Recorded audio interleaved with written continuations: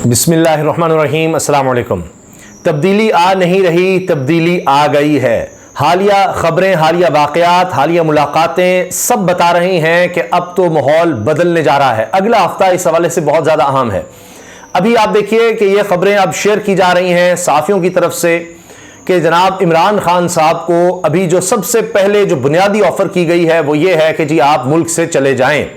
अब ये पहली ऑफर है, आप समझिए कि ये अब बाकायदा मामलात को मंतकी अंजाम तक पहुंचाने के लिए, इलेक्शंस की तरफ मामलात ले जाने के लिए ये एक ऑफर है।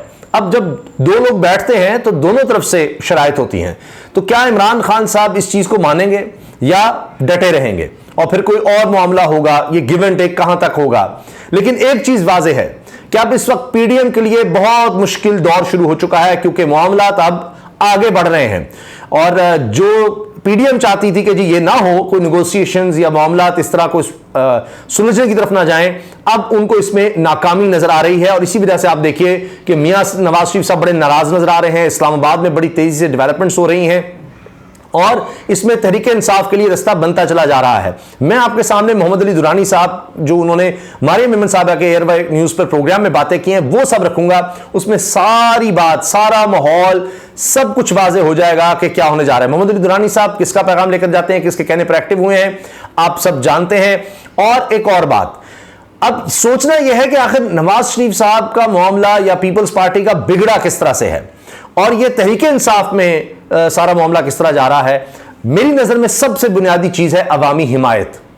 अवाम जो है वो नहीं टूट सके। वो जो कोशिश थी कि जी तहरीक इंसाफ से कोई मुतनफर हो जाएंगे या बिल्कुल इनका जोर टूट जाएगा, वो नहीं हो सका। अब आप रिहाइयां भी देख रहे हैं, यानी एक ही केसेस में एक ही दिन में 127 लोगों की रिहाई और उसके बाद दोबारा गिरफ्तारी नहीं।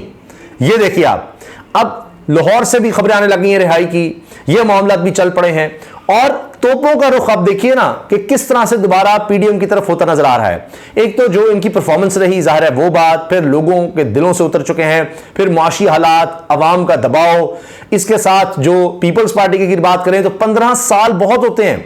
वैसे तो इनको 15 साल से कहीं ज्यादा हुकूमत मिली, लेकिन मुसलसल 15 साल, 2008 के बाद आप देखिए 2023 तक मुसलसल पीपल्स पार्टी को सिंध में 15 साल मिले।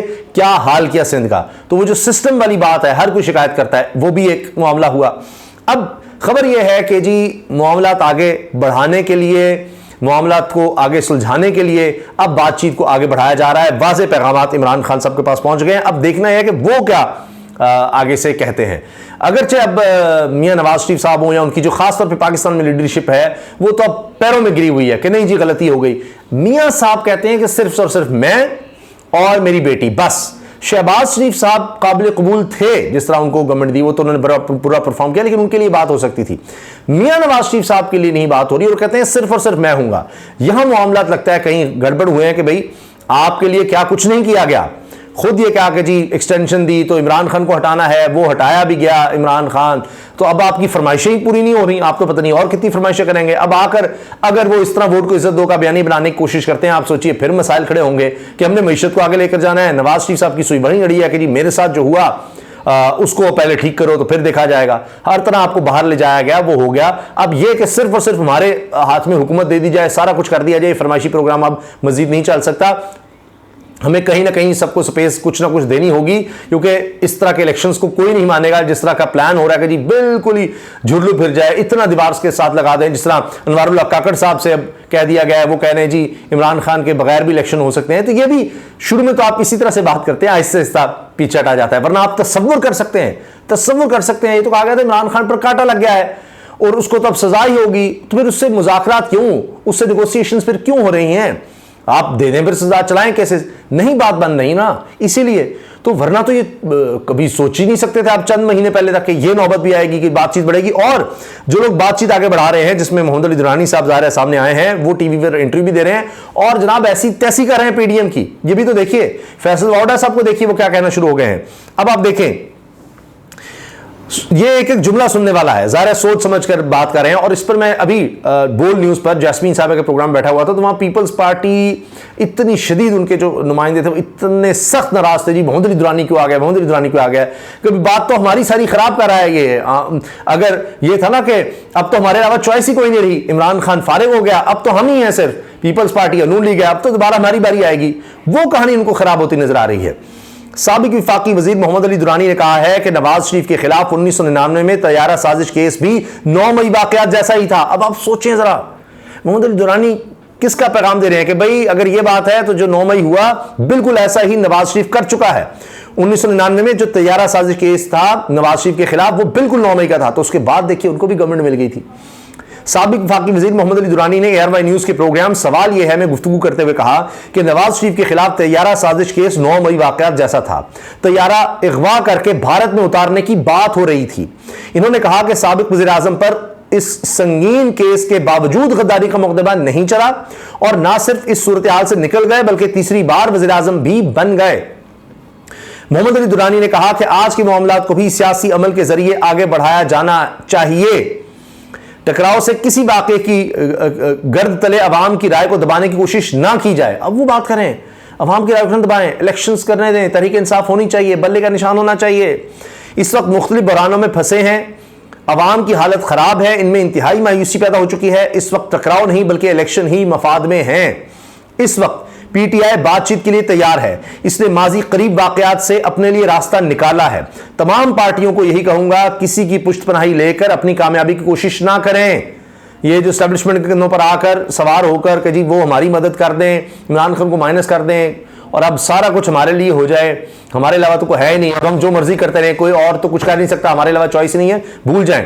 साबिक वफाकी वजीर का कहना था कि माजी में भी कहा कि टकराव नहीं बल्कि डायलॉग करें। नून लीग के दोस्तों को माजी के मुजरिम तलाश नहीं करने चाहिए। एक कंधे पर तलवार और दूसरे पर एहतिसाब का कोड़ा रखकर मैदान में नहीं आना चाहिए। ये वही मोहम्मद अली दुरानी हैं जो कि शहबाज शरीफ को यानी जेल में जाकर मिलते हैं, उसके बाद शहबाज शरीफ वज़ीर आज़म बन जाते हैं। तो अब इनकी क्रेडिबिलिटी या अब इस पर आप अगर सवाल करते हैं तो ये भी देख लीजिए कि ये बड़ी तेज़ी से आगे बढ़ रहे हैं, उनका ट्रैक रिकॉर्ड देख लीजिए। ये मैदान में उसी वक्त उतरते हैं जब मामलात फिर आगे लेकर जाते हैं।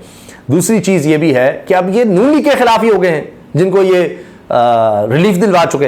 अब कह रहे हैं कि जनाब ये बिल्कुल गलत है, हम एहतसाब और इंतकाम की बात करते हैं लेकिन नेल्सन मंडेला बनने को तैयार नहीं कि जिसने इलेक्शन जीतने के बाद लोगों को मुआफ कर दिया था। हम इलेक्शन में इंतकाम और एहतसाब की बात करके अवाम का ब्लड प्रेशर बढ़ाते हैं।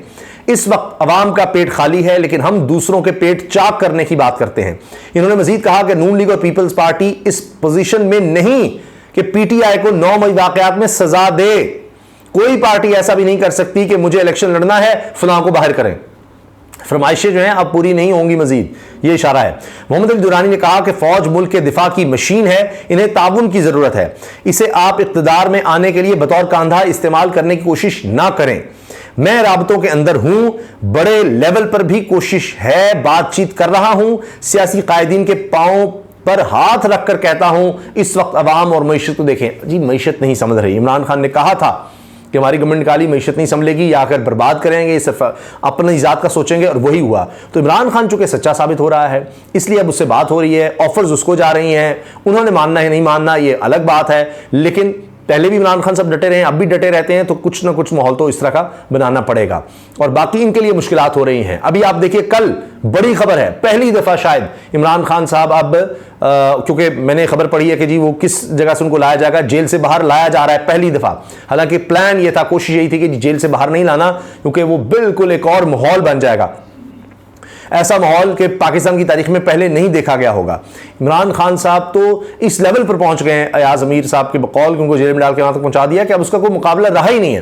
तो अब अदालत ने उनको वो इद्दत वाले मामले में, निकाह के मामले में बुलाया हुआ है और उसके बारे में पहले तो था कि शायद नहीं पेश करेंगे, हर कोशिश की जाएगी, लेकिन अभी तक कोई कानूनी जवाब नहीं सामने आया। तो लिहाजा तैयारियां पूरी हैं, देखते हैं अगर इमरान खान साहब को बाहर जेल से लाया जाता है अदालत पेश करने के लिए, तो ये भी मैं आपसे अर्ज कर रहा हूं कि अगले हफ्ते सारे मामला हो रहे हैं, पैगाम रसानी शुरू हो चुकी है, कॉन्फिडेंस बिल्डिंग मेजर्स आगे बढ़ रहे हैं, हालात को नॉर्मलाइज करने की कोशिश हो रही है, तो फिर जाहिर है कि आहिस्ता आहिस्ता चीज़ें आगे बढ़ेंगी और कोई एक वक्त में सोच भी नहीं सकता था। डॉन लीक्स के बाद आप सोच सकते थे, मेमो स्कैंडल पीपल्स पार्टी के बाद हुआ, उस दौर में हुआ, उसके बाद सोच सकते थे कि जनाब फिर वो यानी बाजवा साहब वही कि जिन पर इल्ज़ाम था कि ये डॉन लीक्स और ये सारा इन्होंने करवाया, उनके साथ ही बातचीत होगी और वो रास्ते हमवार करेंगे। अब देखिए ना, इमरान खान साहब क्या कहते हैं कि जी ये जो सारा साइफर वाला मामला हुआ है, ये बाजवा साहब ने, साबिक आर्मी चीफ ने जनाब अमेरिका को कायल किया कि जी ये तो तुम्हारे खिलाफ है, ये यहाँ से हुआ। नवाज शरीफ साहब भी बाजवा साहब को निशाना बना रहे हैं। तो प्रेशर तो उस तरफ से, हर तरफ से हो रहा है। तो अजीबोगरीब माहौल बना हुआ है और मईशत के हालात बुरे हैं, लोगों के हालात बुरे हैं, खुदा न खासा सिविल अनरेस्ट का खतरा है। ये सब देख रहे हैं, इंटेलिजेंस रिपोर्ट ज़ाहिर जा रही होती हैं। महंगाई अभी और ज़्यादा बढ़नी है, इसको नज़र आ रहा है, कंट्रोल नहीं किया जा सकता। पेट्रोल की कीमतें बढ़ने का अंदेशा है, अभी इंटरनेशनल मार्केट में कहा जा रहा है $100 फी बैरल तक चली जाएंगी। उससे अब ये भी खतरा है पेट्रोल की कीमत और बढ़ेगी, लोग पहले ही परेशान है, फिर बिजली की कीमत, गैस की कीमत, तो क्या बनेगा, बेरोजगारी और बढ़ेगी। तो कौन फिर इन हालत को कंट्रोल कर सकता है जब आप फिर ये भी ऊपर से किया हो कि सबसे ज्यादा जो पॉपुलर लीडरशिप हो उसको आपने दबाया हो, सबसे पॉपुलर जो जमात हो उसको आपने दबा दिया, उसको नहीं लाने देंगे, तो आप तो खुद क्या उसको हवा दे रहे हैं। तो ये सब जो अवामी प्रेशर है असल चीज, और जो ये सोशल मीडिया का आप देख लीजिए, वरना हर चीज कंट्रोल हो गई थी, ये सारा जो अवाम का प्रेशर है असल चीज वो है, वो ये सब बिल्ड कर रहा है और वो चीजों को लेकर चल रहा है, ये असल कहानी।